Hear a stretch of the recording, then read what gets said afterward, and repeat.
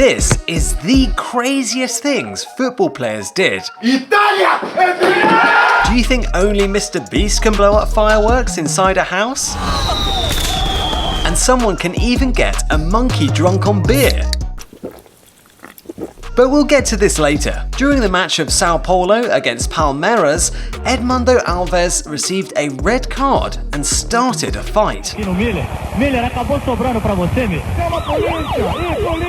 He hits one opponent in the face with a fist and kicks the other in the body with his shoe studs. Sao Paulo players go nuts and start hunting for Edmundo all over the arena. When the brawl was over, the match official showed as many as 6 red cards. By the way, Edmundo Alves has the nickname O Animal. Do you know why? He got a circus monkey drunk. Yes, this is perhaps Edmundo's most famous stunt. When Alves was still playing for the Brazilian national team, he gave his son an unusual birthday gift. He invited an animal circus to his home. In the end, Edmundo decided to give a monkey named Pedrino a mixture of champagne and beer. The monkey obviously puked from such a cocktail, and the player was ordered to pay a $100,000 fine for cruelty to animals. But let's get back to the football field. Everyone remembers Ronaldo removing Coke from the table. Coca-Cola. And Van Dijk having a beer after winning the Champions League. But the cameras are filming not only after the match, but even before the match. Usually players get in the right mindset for the game and listen to some tactics from the coach. But not Artem Milevsky. He came to the pre-game tactics in a bathrobe. Yes, you heard it right. A new coach came to Dynamo Kiev. It was his first game. It was said that he was very strict about discipline. I wonder what the coach said to Artem when the cameras were off.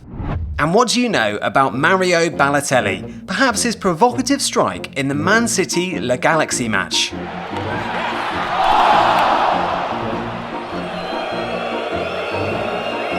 I'll tell you something crazier that he did. You all played darts, right? Mario decided to improve his game. He got bored at the training base of Man City and started to throw darts at the players of the youth team from the balcony. No one was hurt, except Mario himself. He was issued a fine of £100,000.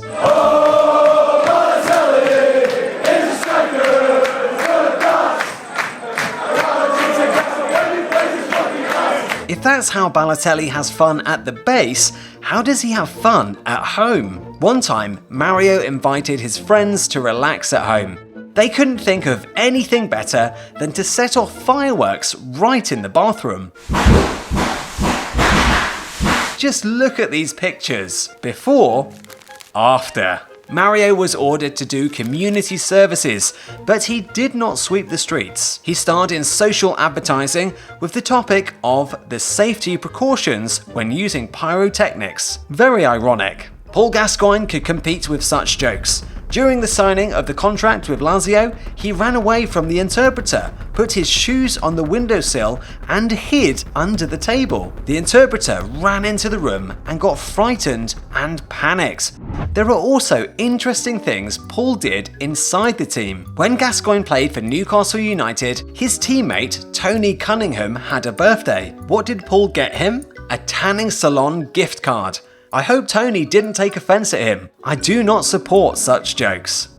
And now I want to tell you a crazy trick in football. The day an amateur player lied and convinced Southampton he was a poor player and made his debut in the Premier League. Meet Ali Dia. This striker from Senegal has been on the covers of countless newspapers from all around the world. Back in 1996, Southampton's manager Graham Souness received a call from George Weah, a legendary Milan striker who had just won the Ballon d'Or. He told him about his talented cousin Ali Dia, and that's what happened. A young kid from Senegal with no professional football experience whatsoever joined an official Premier League team. He claimed to have played for the Senegal national team just a few days before flying to the UK. He even scored 2 goals, he said. The Southampton's coach was convinced. He grabbed his pen and paper, offered him a contract, and a couple days later, Ali Dia strapped up his shoes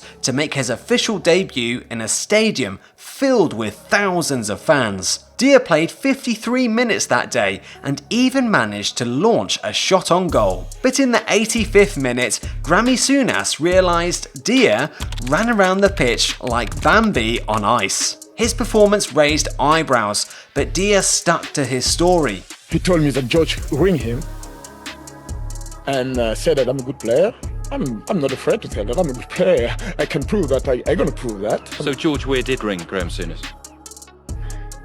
Personally, like I told you, I don't really know. But the lie wouldn't last much longer, and people found out that he actually played for Blythe Spartans, a tiny club struggling in the 6th league. So yeah, with 53 minutes of playtime on the highest level in the whole world, knowing you lied yourself into Southampton, Dia pulled a Houdini and disappeared from the spotlights. It's been a mystery where he has gone ever since. Everyone knows how tough of a man Zlatan Ibrahimovic is. I'd be afraid to play against a guy like that. And here's what happens when somebody is not careful with Zlatan.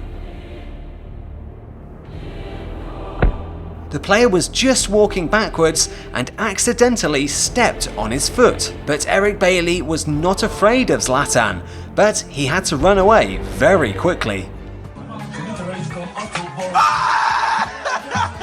Ibrahimovic is known for his taekwondo and karate skills. Remember when Zidane hit Marco Materazzi with his head?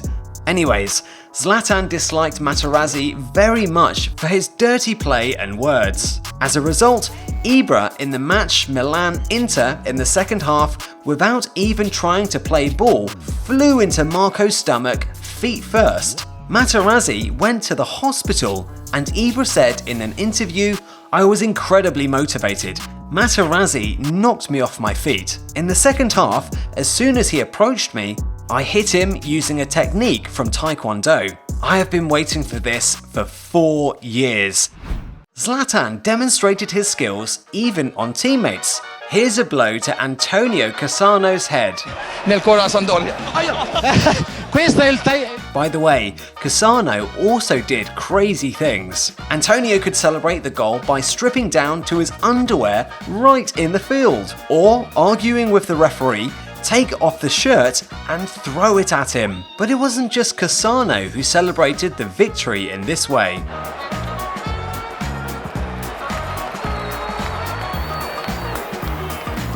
It's a pity that the referee did not appreciate such a celebration and removed the player from the field.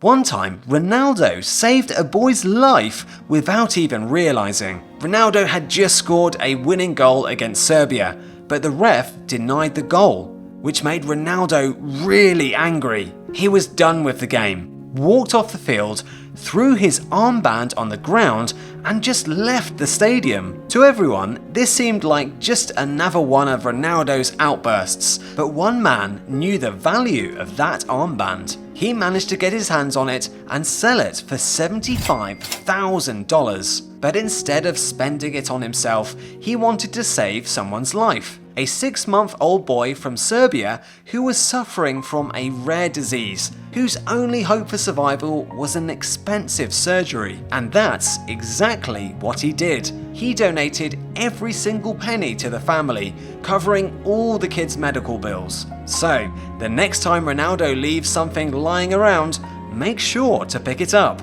Let me know in the comments if you want another video like this. In the meantime, you can watch my video about the Messi effect in Inter Miami.